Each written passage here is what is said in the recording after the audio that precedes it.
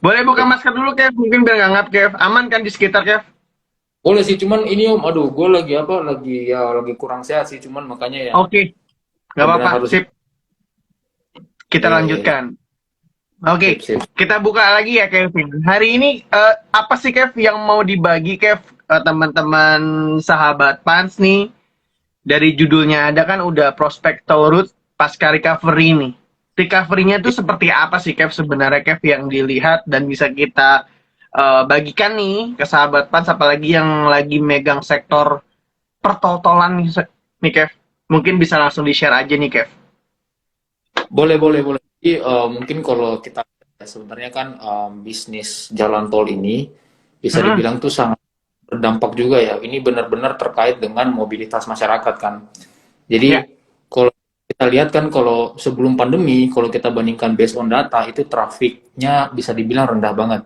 Maksudnya rendah oke. di sini karena itu hal yang wajar kan. Kalau kita lihat tahun 2020 apalagi tahun 2021 itu PPKM masih ketat, terus Ya, jalan-jalan di misalnya di mall ataupun juga di jalan raya sedikit pun traffic motor atau traffic mobil tuh berkurang kan.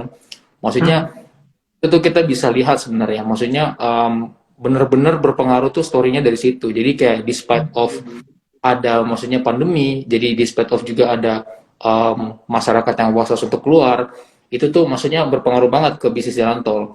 Tapi kalau kita lihat di tahun ini, kalau mungkin Om Reza juga kayak lihat kan kayak pandemi mulai apa ya istilahnya pandemi mungkin bisa dibilang beritanya masih ada. Jadi kayak misalnya ya, betul. lagi naik lagi dan sebagainya. Tapi kan kalau kita lihat juga apa ya fear dari masyarakat mulai berkurang kan fear dari Hmm, masyarakat mulai berkurang dan penetrasi vaksin sudah oke dan kita lihat kayak masyarakat semakin banyak aja di maksudnya di apa namanya di jalan raya gitu kan jadi istilahnya ya, kayak itu something yang bisa ke-trigger bisa jalan tol ke depannya.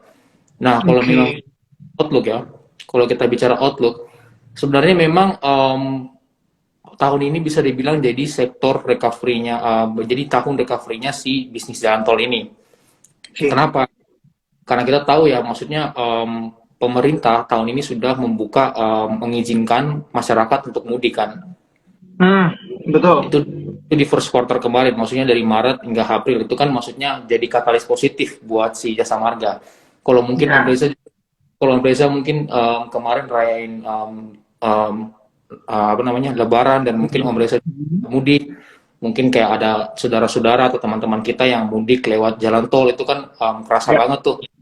Ya saya sendiri sih saya nggak mudik, cuman apa namanya saya perhatikan terus kayak istilahnya di berita dan saya juga lihat di apa namanya CCTV live jasa marga itu tuh Ya. trafficnya bener-bener tinggi banget dan maksudnya antusiasme dari masyarakat sudah mulai muncul lagi nih antusiasme buat apa namanya bisa jadi katalis positif juga buat apa namanya bisnis jalan tol. Jadi ya mungkin secara point of view gue sih seperti itu sih Om Rizal. Jadi kayak misalnya penetrasi vaksin oke itu bakal leading ke apa namanya ke mobilitas masyarakat jadi lebih baik lagi sih. Kalau saya sih mungkin Oke. punya. Oke. Padahal ya, dan akses jalan tol sekarang itu kan semakin pesat juga ya, Bro ya. Dan banyak banget, apalagi nggak usah luar kota deh, antar provinsi dan antar ini aja daerah itu udah banyak banget tol. Jadi banyak banget tuh yang akses dulunya nih rumah nih tiba-tiba udah jalan tol, nah kayak gitu kan. Nah, pertanyaannya sebenarnya simpel sih. Ini kan kita kan akan juga dipindahkan nih dalam artian ibu kota yang sudah direncanakan dari awal sampai akhir perjabatannya Pak Presiden nih. Nah, dampaknya itu sih apa sih, Bro? Sedangkan kalau dilihat dari berita-berita ya, sekilas ya, kalau kita kayak semacam saya nih, semacam gue nih, Om, kayak minim informasi nih, itu aja tol itu udah menyambung di mana-mana, Om, di IKN sana, Om. Nah, Oke. dampak di IKN itu apa sih, Om? Kurang lebih, Om. Karena kenapa kita tiba-tiba ngebahas IKN? Karena ini lagi jadi hal hal menarik ya, Om. Karena di sana tuh banyak banget akses tol yang udah menyambungkan dari beberapa daerah gitu loh, Om. Oke, I see. Jadi sebenarnya ini sih, memang kalau kita bilang ya tahun ini bisa dibilang istilahnya tahunnya konstruksi ya, maksudnya konstruksi Betul. infrastruktur. Jadi ya sebagai briefing, memang di tahun 2020-2021 kan COVID tinggi, Jadi otomatis kontrak-kontrak yang istilahnya pembangunan yang harusnya dilakukan pada tahun itu atau pada jangka waktu itu di stop dan ditunda. Nah, di tahun 2022 ini memang ada momentumnya kembali. Jadi di satu sisi COVID sudah landai dan apa namanya para kontraktor mulai antusias kembali mengerjakan proyek-proyek yang Oke. tertunda. Ada juga namanya sentimen IKN ini. Nah, kalau IKN ini kemarin tuh sempat banyak orang, kalau kalau banyak dari berita ya, banyak orang yang sempat underestimate proyek itu. Ini proyek ini jadi Hmm, nggak sih? Nggak sih? betul betul Nah, betul. tapi keberjalanannya ternyata kalau kita lihat di bulan Juni, di bulan Juli ternyata benar-benar makin serius nih. Mereka udah buat desainnya, mereka udah buat udah pokoknya kayak udah project-project kan kayak istilahnya di tahun ini kita bakal bangun apa. Jadi mungkin saya spill dikit aja sih. Jadi di tahun ini mungkin yang mereka bakal fokus bangun itu jadi lebih ke infrastruktur dasar. Jadi Oke. seperti bendungan, jadi seperti mungkin jalan tapi bukan jalan yang bukan jalan besar kayak gitu ya. Mungkin kayak jalan terus kayak bangunan mungkin kayak masih bangunan kayak bangunan pemerintah kayak gedung Mahkamah Agung, Istana Presiden dan mungkin gedung DPR dan mungkin juga ada perumahan tapi bukan perumahan kayak perumahan untuk dari developer-developer kayak yang kita tahu kayak BSDE kayak Ciputra bukan kayak gitu jadi dari pemerintah sendiri sih. Nah mungkin kalau mau dibilang ya Om sebenarnya memang benar-benar sangat berdampak ya despite of itu. Nah kalau jalan tol gimana? Nah kalau jalan tol ini kemarin memang ada beberapa proyek juga yang mungkin sudah istilahnya mereka sudah mulai ikut tender. Kan kalau kita tahu Oke. dikit spill aja nih, kalau si tol kan itu dia lebih apa ya? Dia tuh under Kementerian PUPR ya. Nah, Ya. jadi Kementerian PUPR itu dia sudah mulai proses tender Om, di mana untuk proyek pembangunan ini di IKN itu, di mana ada di situ tuh kalau nggak salah mungkin saya sebutin satu-satu ya. Di sini nih ada proyek jalan tol di segmen Karinggau, pokoknya itu di Kalimantan, terus ada juga di Karang, pokoknya kayak istilahnya semua di Kalimantan. Jadi kalau mungkin kalau saya hitung tuh kalau bisa dibilang tuh ada sekitar 4 dan nilainya tuh semua gede-gede banget. Itu semua bisa dibilang di atas 1 triliun, ada yang 3 triliun dan ada juga yang hampir sampai 5 triliun. Nah, yang menariknya Wow. di sini yang benar-benar menarik adalah yang benar-benar antusiasme dari para kontraktor itu. Nah, Oke. itu kalau dilihat aja partisipasi orang ikut tender itu tuh bisa sampai 200 peserta Om. Istilahnya tuh pasti dia lebih dari 100 peserta. Dari situ kan kita bisa kita kayak bisa analisis sendiri nih. Oh, kok tender ini ikut banyak ya? Otomatis nih kayak yang pertama kan bisa dibilang orang-orang itu tertarik sama IKN. Dan yang kedua tuh Ya. kayak orang mulai percaya diri kan, orang-orang mulai optimis. Ini benar-benar proyek ini bakal jadi. Maksudnya kayak orang bilang ya, maksudnya kan di Kalimantan kan mungkin bisa dibilang infrastrukturnya nggak seperti ada di Pulau Jawa kan, maksudnya Betul. masih beda lah. Dan misalnya kita juga tahu jalan tol di Kalimantan tuh mungkin belum seperti yang ada di istilahnya seperti yang ada di Jawa kan. Makanya kalau mungkin saya spill sedikit aja pengalaman-pengalaman mungkin kayak perjalanan kayak ngambil batu bara dan lain-lain itu kan kayak jalannya belum terlalu bagus kan. Nah mungkin Betul. dari kalau memang ada jalan tol dan sebagainya itu tuh diharapkan jadi perekonomian booster juga bagi Kalimantan. Makanya banyak Ya. orang-orang atau mungkin peserta yang excited banget soal itu Om. Nah jadi kalau kembali lagi ke pertanyaannya benar-benar proyeknya itu istilahnya apa ya, dampak jalan tol itu ke dampak IKN ke jalan tol maksudnya itu tuh benar-benar bakal kehit banget sih mungkin Hmm. mungkin benar di tahun ini tapi kan setidaknya ada sentimen positif kayak ada pembangunan dan Ya. sentimen positif kayak apa istilahnya kayak ada apa namanya kontrak-kontrak yang bakal mereka ikut itu kan bisa dibilang bahwa ini angin segar banget nih buat kita nih. Mungkin kalau secara overall sih mungkin seperti itu sih. Memang IKN jadi angin segar sih bagi semua apa namanya bagi kalangan konstruksi sih, infrastruktur juga. Berarti infrastruktur dan konstruksi itu istilahnya ya saham-saham ini tuh sebenarnya bisa jadi saham tabungan juga ya bro sebenarnya. Dalam artian tuh kita bisa nahan beberapa sektor saham. Mungkin yang bisa di-spill deh Om. Kira-kira sektor apa nih dari segi properti dan konstruksi yang mungkin nih bisa Om sampaikan, Om Kevin sampaikan ke teman-teman sahabat pan semuanya nih. Oke, kalau mungkin dari properti ya Om ya. Mungkin kalau properti Mhm. sih kalau yang kita sih lihat ya kemarin dari kuartal 1 sebenarnya kalau untuk properti Oke. ya kita lihat dari laporan keuangannya itu sebenarnya semuanya overall bagus. Maksudnya Oke. ada something yang istilahnya benar-benar buat emiten yang kita cover kayak misalnya BSDE, Ciputra, terus ada Pakuan dan juga Summarecon itu lain tuh menghasilkan hal yang negatif itu in overall semua hasilnya positif. Kita juga Berdampak besar Jom, ya. ya berdampak besar semua. Nah, yang kalau mungkin saya mau spill, yang mungkin agak sedikit berdampak dari adanya ikan ini tuh, Om. Jadi for your information aja, si BSD ini dia tuh punya land bank di Kalimantan. Dia punya di Oh, dekat itu jarak dari Balikpapan itu nggak terlalu jauh banget dari istilahnya di Penajam yang utara itu yang nanti jadi bakal IKN baru di Kalimantan Timur itu. Jadi kalau istilahnya kita sih overall semua properti kita sih suka ya, maksudnya itu masih sejalan dengan marketing salesnya bagus, capainya dan mungkin kalau yang benar-benar dapat buah dari IKN tuh si BSD sih kalau kita lihat Om, karena memang dia punya land bank di sana sih. Nah kalau untuk konstruksi sih in overall semua sih oke ya Om ya. Cuman kalau kalau kita lihat kayak semuanya sih ya maksudnya ada sentimen positif soal kontrak-kontrak mau kita dapatkan, tapi yang mungkin jadi concern banyak investor tuh lebih ke translasi keuangannya Om, ke translasi keuangannya, laporan keuangannya belum tercermin istilahnya hal-hal positif itu Om. Jadi let's say kayak kita lihat sekarang pemerintah mulai gencar bangun ini, bangun A, bangun EB, tapi kalau kita lihat dari translasinya di laporan keuangan itu belum terlalu bagus. Jadi kita lihat kayak misalnya revenue-nya masih turun dan profit dia masih rugi dan sebagainya. Mungkin itu. Cuman kalau saya sedikit spill aja, kalau soal kalau soal kontraktor di IKN itu paling banyak dapat itu si PTPP. Jadi dia bisa dibilang PTPP ya. ya dia bisa dibilang dapat porsi terbanyaknya itu sih. PTPP sih kita bisa dibilang bagus ya, maksudnya bisa dibilang juga sahamnya, maksudnya saham yang kita benar-benar istilahnya kayak kita lihat banget juga. Karena kan kemarin dia juga baru sukses ya, Mandalika kemarin kan dia yang kontraktor juga. Jadi ya bisa dibilang kita sangat suka di PTPP sendiri sih untuk soal itu. Nah, konstruksi mungkin kalau semen ya semen sih masih sama Om, kayak misalnya semen Indonesia, terus juga ada INTP itu juga semua masih sama, it's all related sih. Jadi kayak mereka semua saling membutuhkan. Jadi kayak logikanya kita bangun properti, kita bangun jembatan kan in overall pasti bakal butuhkan bahan baku kan, which is itu semen dan lain sebagainya.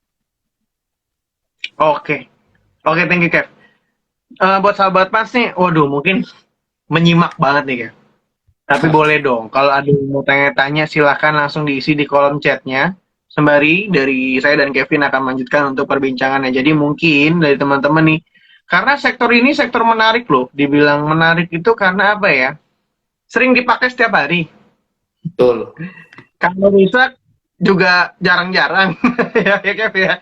Jadi istilahnya tuh kalau untuk teman-teman yang mau masuk di sektor ini pun menjadi sektor yang sangat ya bisa dibilang sektor rekomendasi juga ya Om Kev ya. Betul. Oke, balik lagi ke ini Om, ke tol Om. Kan rata-rata kalau tol kan pemegang tender tuh kan jasa marga ya. Betul. Dan itu merupakan market leader lah. Ada proyek apa lagi sih Om selain dia banyak kan, karena kalau dilihat jasa marga nih tol-tol barunya juga banyak dan banyak juga nih infonya dia udah bikin lepas. Jadi kan kayaknya harus ada info nih Om, karena ada beberapa juga dari teman-teman yang mungkin yang udah megang sektor ini Om. Silakan Om. Wah ini Om Rizal juga kayaknya update banget nih. Ya jadi mungkin saya spill aja nih Om. Jadi kalau mungkin dari memang si jasa marga ini dia kuasai pangsa pasar di Indonesia ya. Jadi for dia tuh sekitar 51%. Sisanya tuh jauh banget dari dia. Ada Waskita tuh cuma 11%, terus ada Astra Tol Nusantara 11%. Nah, kayak gitu. Kalau sebagai informasi aja, jadi kalau dia tuh saat ini total panjang hak konsensi jalan tolnya tuh sekitar 1.800 km. Terus yang baru 1.200. Nah, kalau tahun ini yang sudah berhasil itu tuh dia ada penambahan jalan tol, itu sudah beroperasi, itu di jalan tol Manado Bitung. Jadi dari ke Bitung itu dia menghubungkan jalan tol panjangnya sekitar 13,4 km. Itu yang. Nah, kalau yang kedua itu tuh ada proyek barunya di Jakarta, yaitu ada, kalau mungkin Om tahu ya, namanya dia jalan tol dari Serpong ke Cinere. Itu Oh dia itu. 10,14 kilometer. Itu dia progres konstruksinya sudah 100%. Ini sih info per kuartal pertama ya. Saya sih belum update yang kedua. Mungkin bakal diupdate sama emitennya juga sih. Cuman kalau terakhir progres konstruksinya sudah 100%. Seharusnya sih Oke. beroperasi di tahun ini pastinya, karena kan sudah 100%. Nah, terus kalau di Jakarta, yang kedua tuh ada tol Jakarta Cikampek 2 Selatan. Itu 64 kilometer. Nah, ini sih mungkin masih agak lama Om, karena kan mungkin dia agak panjang ya, 64 kilometer. Terus Betul. terakhir progres konstruksinya itu sudah 31,5%. Terus progres pembahasan lahannya sudah 59%. Jadi kalau kita lihat yang proyek pembangunan tol di Jakarta ini, yang Cikampek Selatan ke Jakarta ini mungkin masih agak cukup lama ya. Mungkin info yang saya dapat itu bisa jadi tahun 2023 mungkin bisa jadi. Atau mungkin ada update terbaru dari company juga mungkin bisa jadi juga sih. Nah, kalau di luar Jakarta nih Om, di sekitaran Jawa, Oke. ini ada tiga nih, mungkin banyak yang sudah banyak yang sudah tahu ya, ini cukup terkenal. Ada dari tol Bawen Jogja, ini Hmm. 75,82 km. Ini benar-benar kemarin jadi banyak ini sih Om, kayak istilahnya banyak banyak inilah, banyak yang tertarik banget soal ini, banyak yang mau lihat kayak gimana sih proyeknya kayak gini-gini. Nah, ini nih progresnya ini saat ini masih 0% Om, tapi ini per ini ya, masih apa namanya? Masih to be update lagi sih kalau angka ini. Karena progres Oke. pembebasan lahannya juga masih 5%. Nah, terus yang kedua ada Ngawi ke Kediri, Kertosono, ini juga progres konstruksinya masih 0%. Terus ada Hmm. ya di Jawa Timur ada Probolinggo ke Banyuwangi, ini 172 km. Karena lama ya, jadi progres konstruksinya masih 0%. Terus pembebasan lahannya 30,75%. Mungkin kalau untuk update dari Jasa Marga itu sih Om. Jadi ya istilahnya banyak banget lah Om. Kayak misalnya kedepannya tuh yang dia sudah lakukan investasi dan konstruksi itu bisa bisa dibilang inline banget dengan apa yang bakal mereka targetkan kedepannya sih Om. Mungkin bisa dibilang seperti itu. Oke. Oke. Thank you banget. Soalnya ya dibilang menarik sih menarik banget ya karena tol ini tuh sekarang udah jadi kayak jalan utama ya. Soalnya jujur Betul. kalau kita berpergian menggunakan mobil tuh yang dicari tuh bukan jalan yang biasa sekarang. Tolnya di mana? Tolnya di mana? Dan sekarang pun juga acuan rumah ya. Orang buka rumah itu juga acuannya pasti deket tol, dekat tol. Pasti yang jadi branding buat fasilitas yang jadi utama perumahan properti sekarang tuh ya dekat tol itu ya bro ya, benar ya? Kalau Om Rizal juga lihat Oke. kan kemarin kayak saya sering lihat kan kayak apa namanya si developer, si properti, si pokoknya developer-developer lah. Mereka tuh kayak pemasaran tuh pasti paling atas biasanya Hmm, tuh dekat sekolah, dekat mall, dekat tol. Itu pasti tuh. Tiga itu tuh. Dekat sekolah, dekat tol, dekat mall sama dekat tol. Jadi betul, memang betul. ini Itu apalagi masuk jadi apalagi daerah Jakarta itu benar-benar kayak istilahnya benar-benar ini sih, maksudnya dilirik orang lah kayak gitu istilahnya. betul, betul, betul. Karena kalau di Jakarta ya, ini kita ngomong di Jakarta, kalau lewat jalan biasa aja, waduh, udah macet banget. Sebenarnya masuk tol pun juga udah macet sebenarnya. Makanya sebenarnya Kev, potensi banget ya. oke, ada yang udah nanya nih, Kev. Ini sih masalah konstruksi nih, dari Lucky Day 2000. Oke, saya bacain ya, Kak Lucky ya. Ya, Konstruksi mana yang paling menarik? Sebenarnya udah kita bahas tadi. ah. Karena rata-rata cash flow-nya kurang oke. Nah tuh bro, mungkin kita bisa mengulang lagi pembahasan kita yang tadi mengenai konstruksi dikit, nggak apa-apa deh. Silahkan Boleh Kevin. boleh. Oke, jadi kalau konstruksi ya, ya benar banget setuju. Kenapa cash flow-nya rata-rata kurang oke? Jadi sebenarnya kalau nature bisnis dari construction-nya itu tuh dia modalnya dia, ekuitasnya itu kebanyakan didominasi sama utang. Jadi kenapa utang? Karena memang dia butuh modal dulu kan. Jadi modal dulu untuk bisa mulai konstruksi. Maka dari itu dia menggunakan utang. Nah, kebanyakan utang yang dia gunakan itu tuh merupakan utang bunga. Nah, kalau mungkin teman-teman tahu ya, kalau teman-teman mungkin ada informasi sedikit, kan kalau misalnya kita utang di bank, which is itu di bank atau mungkin terbitin obligasi, itu kan ada bunganya ya. Nah, bunganya itu tuh kalau dalam secara laporan keuangan, beban bunga dari utang yang dimiliki perusahaan itu tuh bakal impact ke laporan keuangannya, which is itu di laporan income statement-nya. Nah, biasanya itu di situ mungkin buat teman-teman semua ya. Jadi despite of ininya tinggi ya, apa namanya, ininya tinggi, maksudnya utangnya tinggi, jadi itu benar-benar bisa berdampak ke kinerja perusahaan. Nah, kalau untuk cash flow juga sama. Jadi kayak misalnya kan tahun ini kebanyakan kan ada info ya soal inflasi dan lain sebagainya. Itu juga berdampak. Berdampaknya kemana? Ya ke bahan baku. Jadi ya istilahnya karena bahan bakunya tinggi kayak mungkin semen dan lain-lain itu semua, makanya kita tahu bahwa untuk bangun juga butuh semen, baja Ya, dan sebagainya kan.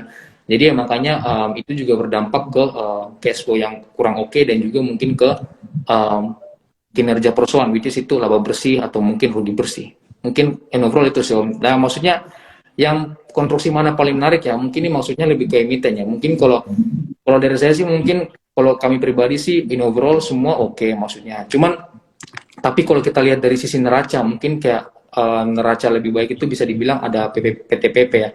Ini neracanya baik sih, maksudnya bisa dibilang kalau dibandingkan dengan peers lainnya, dia net gearing ratio. Jadi net gearing ratio itu saya spill sedikit, itu tuh adalah perbandingan hutang yang dimiliki dibandingkan dengan modal yang dia miliki. Dia tuh bisa dibilang masih di bawah satu. Dibandingkan dengan yang lain, dia bisa dibilang paling rendah. Terus kita juga sebenarnya suka waskita ya. Mungkin karena kalau mungkin Mas Duki lihat, kalau laporan keuangannya memang mungkin masih rugi ya di sektor ini. Tapi yang kita senang adalah dia benar-benar komitmen. Jadi sedikit info aja, kemarin ada info dari manajemen bahwa tahun ini memang fokus untuk restrukturisasi utang, di mana itu menurut kita sudah berjalan mulus. Kita lihat bahwa hutang mereka tuh sudah turun, ditandai dengan net gearing ratio mereka yang sebelumnya ini berada di angka 3 nih Om, sekarang udah 1,5. Itu kan bisa dibilang udah turun 2 kali lipat kan. Makanya kayak kita lihat juga, oh emiten ini bisa dibilang mulai bisa dilirik, maksudnya kayak ya komitmen hutangnya bisa lunas, maksudnya gitu. Itu sih. oke. Ini was kita dilihat 520 nih hari ini. Iya, iya, iya. Oke juga loh ini. Oke, oke. Oke, mungkin ya sahabat pas ada yang mau bertanya lagi mengenai tema hari ini mengenai Taurus Pasca Recovery. Karena mungkin ada yang udah masuk, terus masih nyangkut, itu gimana? Boleh ditanyakan sama Kevin. Mungkin Kev, ini karena juga udah di akhir nih Kev, kita juga Ya, mau tanya nih Kev. Ya dong Kev, rekomendasi boleh. saham yang Kevin pegang deh sektor-sektornya. Kan kalau sektor-sektor Kevin pegang nih ada konstruksi, telekomunikasi, properti, menara telekomunikasi sama semua. Kira-kira dari segi konstruksi dulu deh. Tadi kita sebut lagi bos kita ya bro ya. Betul, betul. Oke, jadi kalau Halo. mungkin sektor yang jadi andalan kami ya. Kalau kami sih, kalau dari konstruksi yang pertama, yang tadi ya mungkin ya saya sudah sebutkan ya, masih tetap puas kita sama PTPP sih. Alasannya mungkin tadi Oke. dua, karena kita, komitmen dia untuk mengurangi hutang itu tuh maksudnya ada progresnya. Terus yang kedua, PTPP bisa dibilang realisasi kontraknya juga kedepannya masih baik, dan juga dia Oke. kombinasi utang dengan modalnya tuh nggak terlalu tinggi. Jadi bisa dibilang bahwa meskipun ada krisis-krisis seperti ini, dia masih bisa stable lah income statementnya, Hmm. kinerja. Terus kalau dari properti kita tuh suka lebih ke BSD ya, karena sebenarnya BSD tadi kita lihat di second quarter ini market sales-nya tumbuhnya itu Oke. sekitar maksudnya tumbuh, tapi kalau dibandingkan dengan targetnya sudah 61%. Jadi kayak misalnya kan mungkin kayak logikanya bahwa oh di second first half aja udah 61%.